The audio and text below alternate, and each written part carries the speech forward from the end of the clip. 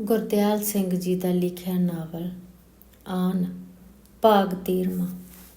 2-3 ਦਿਨ ਲੰਘ ਗਏ ਸੀ। ਕਾਨੂੰਗੋ ਜਾਂ ਕੋਈ ਹੋਰ ਵੱਡਾ ਅਫਸਰ ਪਿੰਡ 'ਚ ਨਹੀਂ ਆਇਆ ਸੀ। ਲੱਗਦਾ ਸੀ ਉਹ ਹੁਣੇ ਆਸੇ-ਪਾਸੇ ਦੇ ਪਿੰਡਾਂ ਦੇ ਦੌਰੇ ਕਰਕੇ ਇੱਧਰ ਨਹੀਂ ਸੀ ਆਉਂਦੇ। ਸੁਣਿਆ ਸੀ ਕਿ ਪਟਵਾਰੀ ਬਖਤੌਰੇ ਨੰਬਰਦਾਰ ਦੇ ਘਰ ਰਾਤ ਵੀ ਕੱਟ ਕੇ ਗਿਆ ਸੀ, ਪਰ ਕੋਈ ਭੇਤ ਨਹੀਂ ਸੀ ਲੱਗਿਆ ਕਿ ਉਹ ਚੋਰਾਂ ਵਾਂਗ ਆ ਕੇ ਪਿੰਡ ਦੇ ਮੋਹਰੀ ਬੰਦਿਆਂ ਨੂੰ ਮਿਲੇ ਬਿਨਾਂ ਕਿਉਂ ਮੁੜ ਗਿਆ ਸੀ। ਅਜਿਹੀਆਂ ਗੁੱਝੀਆਂ ਕਣਸੋਆਂ ਕਰਕੇ ਲੋਕਾਂ ਦੀ ਚਿੰਤਾ ਵੱਧਦੀ ਜਾਂਦੀ ਸੀ। ਪਰ ਚੌਥੇ ਦਿਨ ਲੀਲੂ ਫਿਰ ਘਰ ਆ ਕੇ ਹੋਕਾ ਦੇ ਗਿਆ ਕਿ ਕੱਲ੍ਹ ਨੂੰ ਪਟਵਾਰੀ ਤੇ ਕਈ ਵੱਡੇ ਅਹਲਕਾਰ ਫਿਰ ਆ ਰਹੇ ਸੀ, ਜਿਹੜੇ ਵੱਡੇ ਫੈਸਲੇ ਕਰਕੇ ਜਾਣਗੇ। ਪਹਿਲਾਂ ਵਾਂਗ ਹੀ ਚੌਕੀਦਾਰ ਨੇ ਅੱਧੀ ਰਾਤ ਨੂੰ ਹੀ ਸਦੀਕੇ ਮਾਸਕੀ ਤੋਂ ਦਰਵਾਜ਼ੇ ਵਿੱਚ ਦੂਰ ਤਾਈਂ ਛਿੜਕਾਅ ਕਰਵਾ ਦਿੱਤਾ ਸੀ। ਅਸਮਾਨ ਉੱਤੇ ਚੜ੍ਹਿਆ ਰੇਤਾ ਤੇ ਭੱਠ ਵਾਂਗ ਤਪਦੀਆਂ ਘਰਾਂ ਦੀਆਂ ਕੰਧਾਂ ਤੇ ਗਲੀਆਂ ਵਿੱਚੋਂ ਅਜੇ ਵੀ ਸੇਕ ਮਾਰਦਾ ਸੀ। ਛਿੜਕਿਆ ਪਾਣੀ ਦਿਨ ਚੜ੍ਹਦੇ ਤੱਕ ਸੁੱਕ ਗਿਆ ਤੇ ਰੇਤਾ ਮਿੱਟੀ ਕੁਝ ਦਬ ਗਿਆ। ਐਤਕੀ ਫਿਰ ਮੋਹਰੀ ਬੰਦਿਆਂ ਦੇ ਨਾਲ ਪਿੰਡ ਦੇ ਸਾਰੇ ਘਰਾਂ ਦਾ ਇੱਕ ਬੰਦੇ ਨੂੰ ਸੱਦਣ ਦਾ ਹੁਕਮ ਹੋਇਆ ਸੀ। ਸੂਰਜ ਅਜੇ ਬਨੇਰਿਆਂ ਤਾਈਂ ਆਇਆ ਸੀ ਕਿ ਦਰਵਾਜ਼ੇ ਵਿੱਚ 50-60 ਬੰਦੇ ਆ ਕੇ ਬੈਠੇ ਤੇ 5-5 7-7 ਦੇ ਟੋਲੇ ਆਪੋ ਆਪਣੀਆਂ ਮਾਰਨ ਲੱਗ ਪਏ।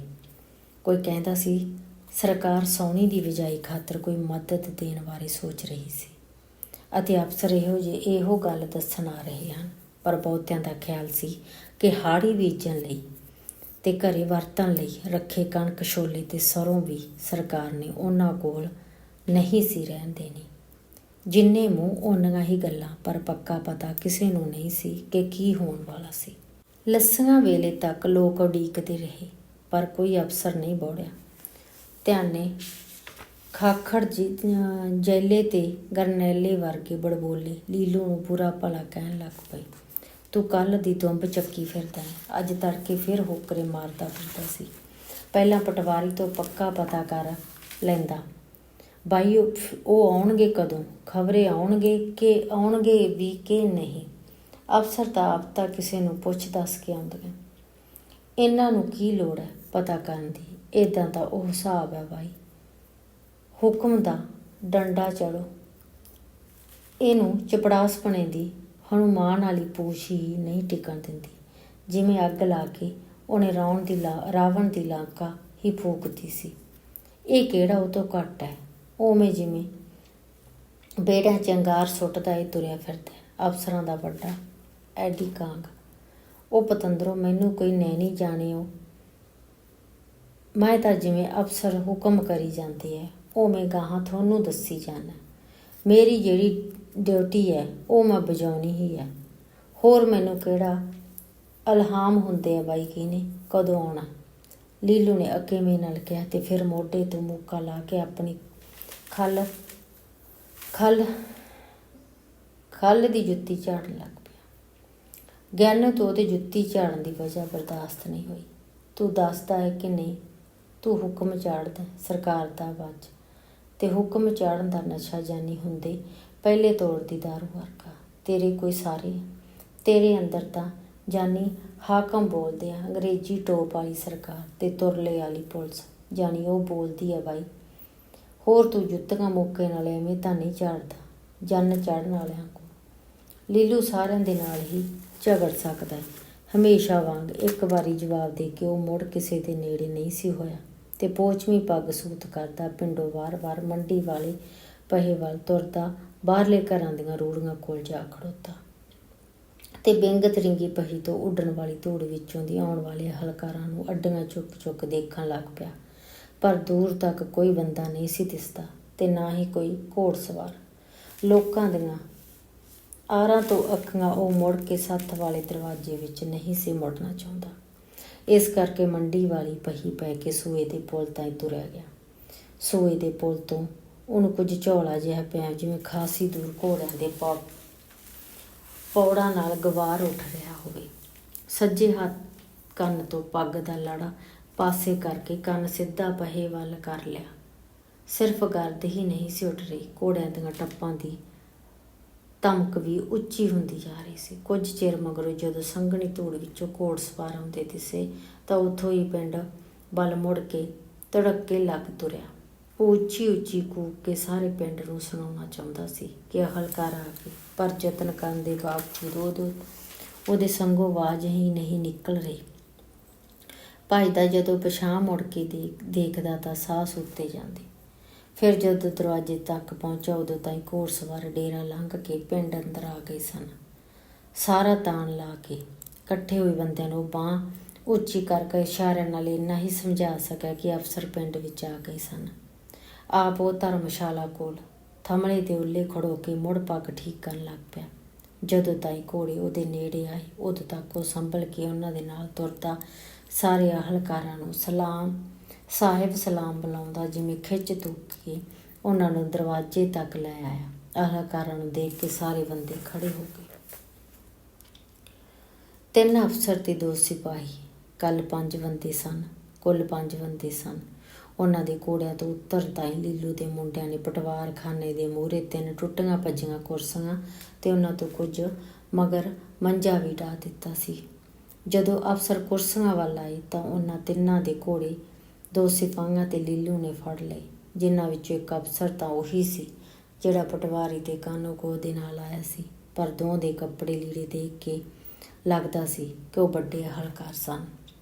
ਜਦੋਂ ਸਾਰੇ ਬੰਦਿਆਂ ਨੇ ਇਕੱਠੀ ਫਤਿਹ ਗਜਾਈ ਤਾਂ ਤਿੰਨਾਂ ਤੋਂ ਮੂਹਰੇ ਆ ਰਹੇ ਪੁੱਠੀ ਚੜ੍ਹਾਈ ਦਾੜੀ, ਵੱਡੀ ਸਾਰੀ ਲਾਲ ਸੂਈ ਪੱਗ ਤੇ ਰੇਸ਼ਮੀ ਕਮੀਜ਼ ਵਾਲੇ ਲੰਬੇ ਚੰਬੇ ਤੇ ਚੌੜੀ ਨਰੋਈ ਛਾਤੀ ਵਾਲੇ ਅਫਸਰ ਨੇ ਧੌਣ ਕੜਾਈ ਰੱਖੀ। ਸਿਰਫ ਸੱਜਾ ਹੱਥ ਇੰਝ ਤਾਂ ਚੁੱਕਿਆ ਜਿਵੇਂ ਸੰਤਾਂ ਵਾਂਗ ਆਸ਼ੀਰਵਾਦ ਦੇ ਰਿਹਾ ਹੋਵੇ। ਉਹਦੇ ਮਗਰ ਆ ਰਹੇ ਵੱਡੇ ਖਾਕੀ ਟੋਪ ਤੇ ਖਾਕੀ ਜੀਨ ਤੇ ਪੈਂਟ ਕਮੀਜ਼ ਵਾਲੇ ਪਿਛਲੇ ਵਰਗੇ ਹੀ ਲੰਬੇ ਪਰ ਉਸ ਨਾਲੋਂ ਪਤਲੇ ਤੇ ਸਰੀਰ ਤੇ ਅਹਲਕਾਰ ਨੇ ਹੱਥ ਵੀ ਨਹੀਂ ਸੀ ਚੁੱਕਿਆ। ਰਾਤ ਤੱਕ ਸਿਰ ਹੀ ਹਿਲਾਇਆ ਸੀ। ਜਦ ਅਕੜਾਏ ਥੜੇ ਦੇ 3 ਅੱਡੇ ਚੜ੍ਹ ਕੇ ਕੁਰਸੀਆਂ ਕੋਲ ਪਹੁੰਚੇ ਤਾਂ ਗਿੱਠੂ ਜਿਹਾ ਤੀਜਾ ਅਹਲਕਾਰ ਡੱਡੂ ਵਾਂਗ ਟਬੂਸੀ ਮਾਰ ਕੇ ਉਹਨਾਂ ਦੇ ਬਰਾਬਰ ਜਾ ਖੜੋਤਾ ਤੇ ਝੁੱਕ ਕੇ ਜਿਵੇਂ ਉਹਨਾਂ ਦੋਹਾਂ ਨੂੰ ਸਲਾਮ ਕਰਦਿਆਂ ਕੁਰਸੀਆਂ ਉੱਤੇ ਬੈਠਣ ਲਈ ਇਸ਼ਾਰਾ ਕਰਨ ਲੱਗ ਪਿਆ। ਪਰ ਉਹ ਦੋਵੇਂ ਪੁਰਾਣੀਆਂ ਤੇ ਟੁੱਟੀਆਂ ਜਿਹੀਆਂ ਕੁਰਸੀਆਂ ਵੱਲ ਨਿਗਾਹ ਮਾਰ ਕੇ ਬੈਠਣ ਤੋਂ ਝਿਜਕ ਗਏ।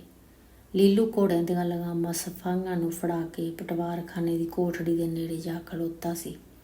ਅਫਸਰਾਂ ਦੀ ਝਿਜਕ ਦੇਖ ਕੇ ਉਹ ਪੂਤਲੀ ਵਾਂਗ ਭੱਜਦਾ ਅਗਾਂਹ ਆਇਆ ਤੇ ਮੋਢੇ ਉੱਤੋਂ ਖੱਦਰ ਦਾ ਮੋਕਾ ਲਾ ਕੇ 3 ਕੁਰਸੀਆਂ ਮੁੜ ਸਾਫ਼ ਕਰਨ ਲੱਗ ਪਿਆ।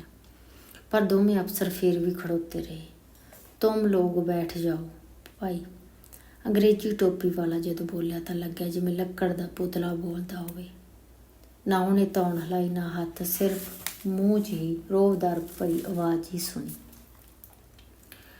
ਅਫਸਰਾਂ ਨੇ ਬੈਠਣ ਦੀ ਉਡੀਕ ਕਰਦੇ ਪਿੰਡ ਵਾਲੇ ਖੜੋਤੇ ਰਹੇ। ਉਸ ਵੇਲੇ ਟੋਪ ਵਾਲੇ ਨੇ ਜਿਵੇਂ ਕੁਝ ਗੁੱਸੇ ਨਾਲ ਆਪਣੇ ਪਹਿਲਾਂ ਬੋਲੇ 5 ਸ਼ਬਦ ਦੁਹਰਾਏ। ਉਦੋਂ ਹੀ ਪੁੱਠੀ ਚੜ੍ਹਾਈ ਦਾੜੀ ਵਾਲੇ ਅਹਲਕਾਰ ਨੇ ਆਪਣੇ ਸੰਘਣੇ ਵਰਡ ਵਾਲਾਂ ਨਾਲ ਕਾਲੀ ਜੱਤਲ ਬਾਂਹ ਉਠਾ ਚੱਕ ਕੇ ਹੁਕਮ ਵਰਗਾ ਇਸ਼ਾਰਾ ਕੀਤਾ। ਸਾਰੋਂ अपने अपनी ਥਾਂ ਬਹਿ ਗਏ। तुम लोगों को इतना बताने आए हैं कि हमारे मातहितों ने हमें सब हालात से आगाह कर दिया है। पुट्ठी चढ़ाई दाढ़ी वाला ਆਪਣੇ ਵਧੇ ਢਿੱਡ ਉੱਤੇ ਹੱਥ ਦੀ ਕੰਘੀ ਪਾ ਕੇ ਜਿਵੇਂ ਢਿੱਡ ਨੂੰ ਬੋਝਦਾ ਭਾਰੀ ਆਵਾਜ਼ 'ਚ ਬੋਲਿਆ ਤਾਂ ਉਹਦੀਆਂ ਅੱਖਾਂ ਦਿਸਣੋਂ ਹਟ ਗਈਆਂ। ਸਭ ਨੂੰ ਲੱਗਿਆ ਜਿਵੇਂ ਉਹ ਅੱਖਾਂ ਥਾਣੀ ਨਹੀਂ, ਆਪਣੀਆਂ ਸੰਘਣੀਆਂ ਸਹੇਲੀਆਂ ਵਿੱਚੋਂ ਦੀ ਝਾਕ ਰਿਹਾ। ਕਾਲੀ ਸੰਘਣੀ ਦਾੜੀ ਉੱਤੇ ਚੜ੍ਹਾਈ ਜਾਲੀ ਦੀ ਡੋਰ ਉਸਦੇ ਝੋਟੇ ਦੀ ਧੌਣ ਵਰਗੇ ਮਾਸ ਵਿੱਚ ਬੁਰੀ ਤਰ੍ਹਾਂ ਖੁੱਭੀ ਹੋਈ ਸੀ। ਬੋਲਣ ਲੱਗਿਆ ਸੰਘਣੀਆਂ ਭਾਰੀਆਂ ਮੁੱਛਾਂ ਕਰਕੇ ਮੂੰਹ ਜਿਵੇਂ ਹਿਲਦਾ ਹੀ ਨਹੀਂ ਸੀ ਦਿਸਦਾ।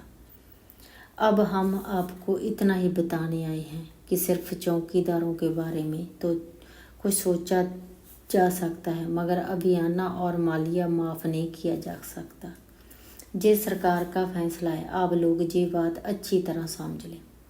चारे पासे सुन वापर गई। वो अफसर थम वाग सिद्धन सिद्धा खड़ोता बोल रहा सी।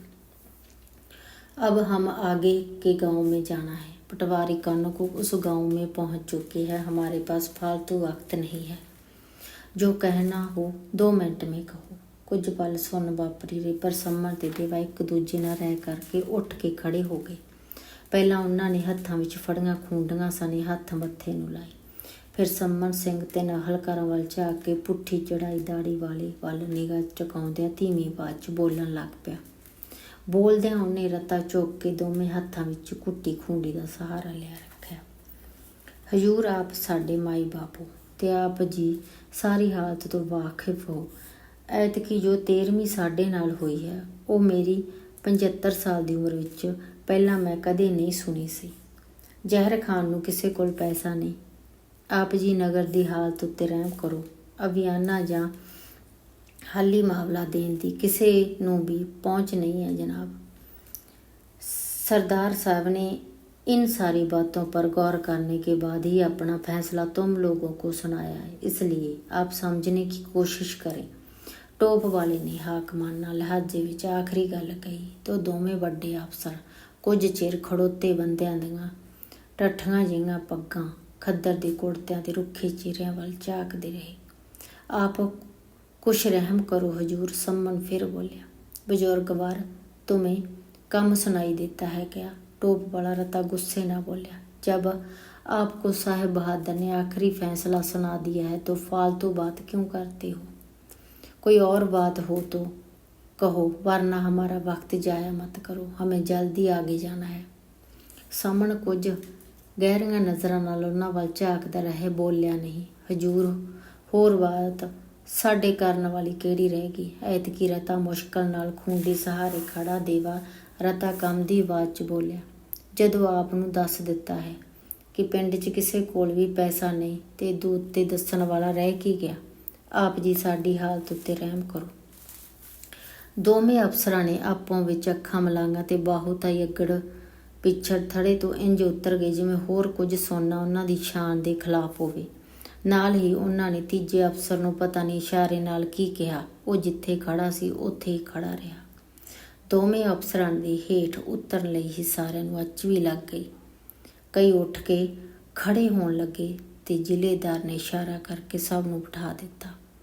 ਚਾਰੇ ਘੋੜੇ ਪੁਲਿਸ ਦੇ ਸਿਪਾਹੀਆਂ ਨੇ ਅਹਲਕਾਰ ਦੇ ਮਗਰ ਤੋਰ ਲਏ ਤੇ ਪੰਜਵੇਂ ਦਾ ਲਗਾਮ ਉੱਤੋਂ ਭੱਜ ਕੇ ਆਏ ਲੀਲੂ ਨੇ ਫੜ ਲਿਆ। ਹੁਣ आप ਨੂੰ मैं कुछ समझाना चाहता हूँ, ध्यान से मेरी बात सुनो। तीजा अफसर टोप वाला जिलेदार खड़ा खड़ोता बोलिया। मैंने आपकी सारी बातें अफसरान को बता दी है, पर वो कहते हैं कि अभियाना और मालिया की माफ़ी किसी सूरत में नहीं दी जा सकती। अकेले आपके गांव की बात नहीं, इलाके के बहुत सारे गांव की हालत खस्ता है। उधर सरकार का खजाना खाली पड़ा है। मुलजमों को पूरी मुलाजमों को पूरी तनख्वाहें नहीं मिल रही, इसलिए आप और कोई बात कहना चाहते हो तो कहो। अभियाना या मामले वगैरह के बारे में मैं बात करने का कोई फ़ायदा नहीं। बार बार वही बात मत करो। उम्मीद है आप हमारी बात समझ रहे हो। और असी साहिब बहादुर बिल्लियां चूहियां दियां गल्लां करिए। बाई चूहे जानी साडे भड़ोलियां च मोरे ਕਰਕੇ ਜਵਾਕਾਂ ਵਾਸਤੇ ਬਚਾ ਕੇ ਰੱਖੇ 4 ਸੇਰ ਦਾਣੇ ਖਾ ਜਾਂਦੇ ਆ ਤੇ ਬਿੱਲੀਆਂ ਰਾਤ ਨੂੰ ਦੁੱਧ ਡੋਲ ਜਾਂਦੀਆਂ ਹੈ। ਜਾਨੀ ਇਹ ਦੱਸ ਪਹਿਲਾਂ। ਸੰਮਣ ਤੇ ਦੇਵਾ ਰਤਾ ਘਬਰਾ ਗਏ। ਗਿਆਨਾ ਆਸੇ ਪਾਸੇ ਬੈਠੇ ਸਾਰੇ ਬੰਦਿਆਂ ਤੋਂ ਵੀਰ ਕੇ ਖੜਾ ਹੋ ਗਿਆ। ਅਫਸਰ ਦੀਆਂ ਅੱਖਾਂ ਦੀਆਂ ਡੇਲੀਆਂ ਬਾਹਰ ਨਿਕਲਦੀਆਂ ਲੱਗਦੀਆਂ ਸਨ, ਪਰ ਗਿਆਨੇ ਨੂੰ ਉਸ ਵੱਲ ਦੇਖ ਕੇ ਉਸ ਨੂੰ ਕਸੂਤੀਆਂ ਦੀਆਂ ਗੱਲਾਂ ਕਰਦਿਆਂ ਸੁਣ ਕੇ ਜਿਵੇਂ ਚੰਡਾਲ ਚੜ ਗਿਆ ਸੀ। ਵੱਡੇ ਸਾਹਿਬ ਤੋਂ ਤਾਂ ਸਿਰ ਹਿਲਾ ਕੇ ਤੁਰੇਗਾ। ਹੁਣ ਤੇਰੀ ਵਾਰੀ ਹੈ ਸਾਨੂੰ ਮਤਾ ਦੇਣ ਦੀ। ਜਿਹੜੀ ਸਾਡੀ ਅਸਲ ਤਕਲੀਫ ਹੈ ਉਹਦੀ ਤਾਂ ਅੱਗੇ ਕੋਈ ਗੱਲ ਹੀ ਨਾ ਕਰੋ। ਕੋਈ ਔਰ ਬਾਤ ਹੈ ਤਾਂ ਬਤਾਓ। ਔਰ ਬਾਤ ਜਾਨੀ ਅਸੀਂ ਹੁਣ ਕਿਉਲਾ ਵੀਜੇ ਦੇ ਕਿੱਸੇ ਸੁਣਾਈਏ ਕਿ ਰਾਜੇ ਭਰਥਰੀ ਹਰੀ ਦੀ ਕਥਾ। ਤੁਸੀਂ ਜਾਨੀ ਹੁਕਮ ਹੋ, ਸਾਡੇ ਦੁਸ਼ਮਣ ਹੋ।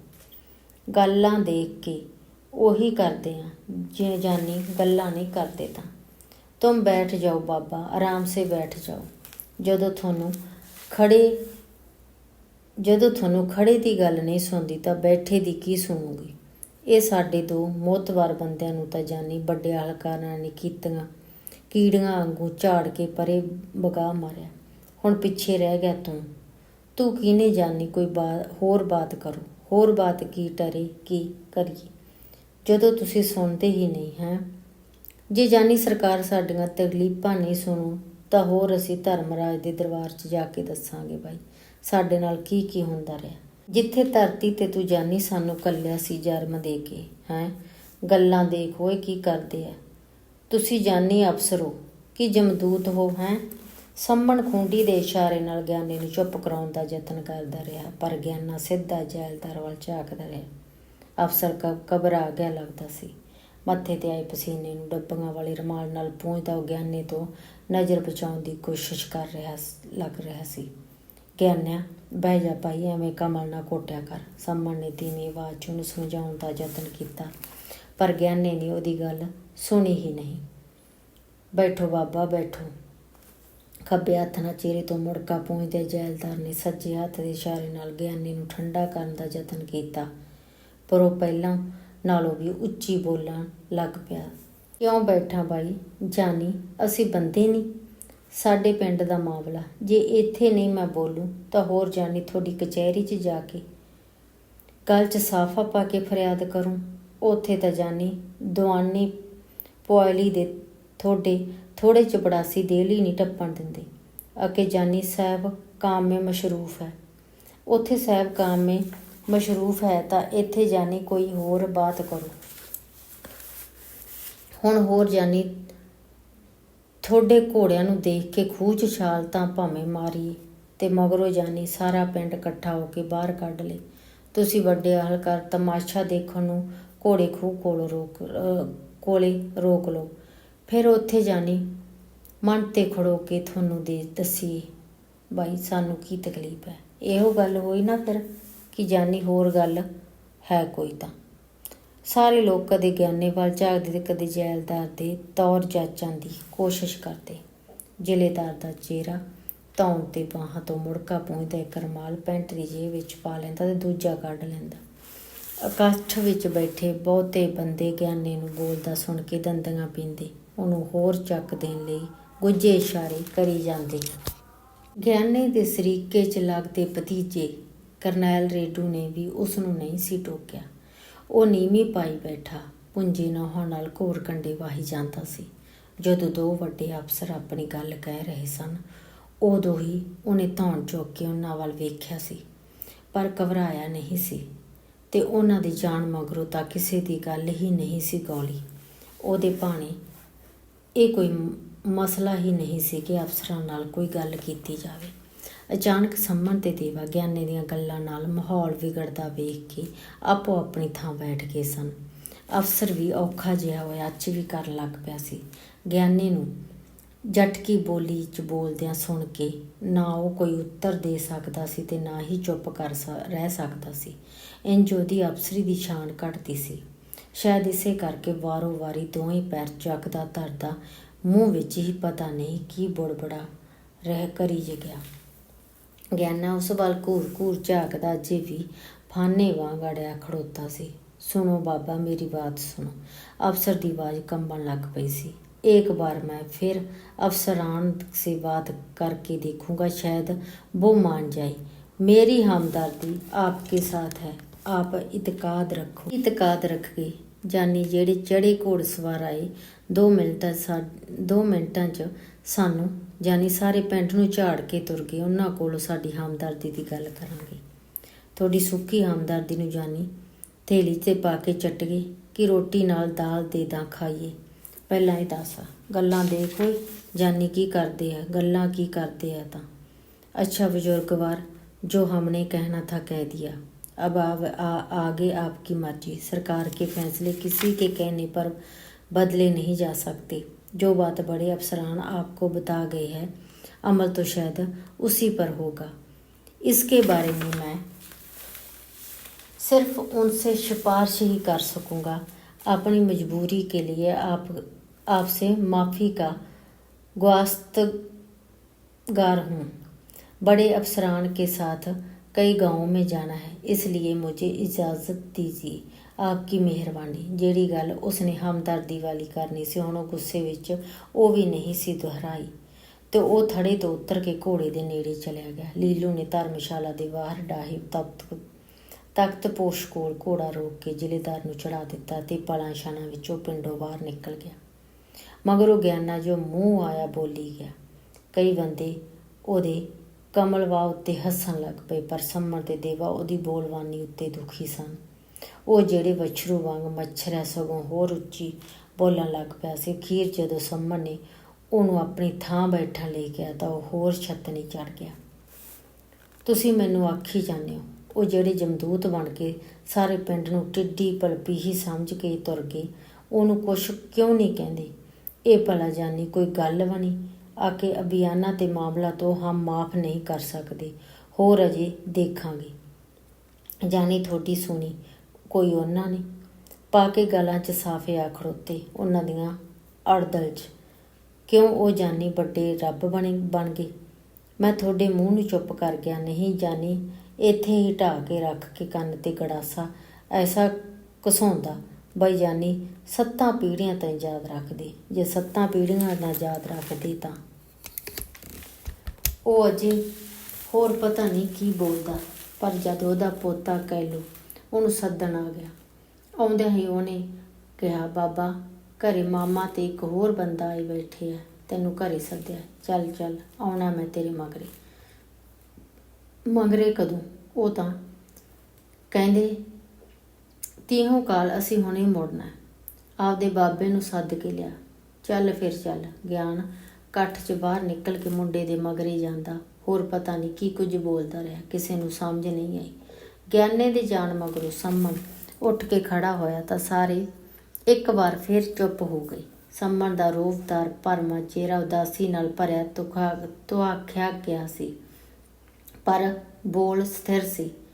ਭਾਈ ਮੁੰਡਿਓ, ਉਹ ਕਰਨੈਲ ਰੇਡੂ ਤੇ ਉਸਦੇ ਆਸੇ ਪਾਸੇ ਬੈਠੇ ਉਹਦੇ ਜੋਟੀਦਾਰਾਂ ਵੱਲ ਝਾਕਦਾ ਬੋਲਿਆ, ਹੁਣ ਪਿੰਡ ਤੁਹਾਡੇ ਰੱਖਣ ਦੀ ਸਾਡੀ ਤਾਂ ਬੇਵਾਹ ਏ।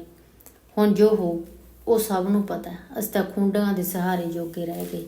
ਜੇ ਤੁਹਾਡੇ ਵਾਲੀ ਉਮਰ 'ਚ ਹੁੰਦੇ ਤਾਂ ਇਹਨਾਂ ਹਲਕਾਰਾਂ ਦੀਆਂ ਸੱਤਿਆ ਕੀ ਸੀ ਬਾਈ? ਇਹ ਸਾਰੇ ਪਿੰਡ ਦੀ ਬਿਪਤਾ ਅਣਸੁਣੀ ਕਰਕੇ ਤੁਰ ਜਾਂਦੇ।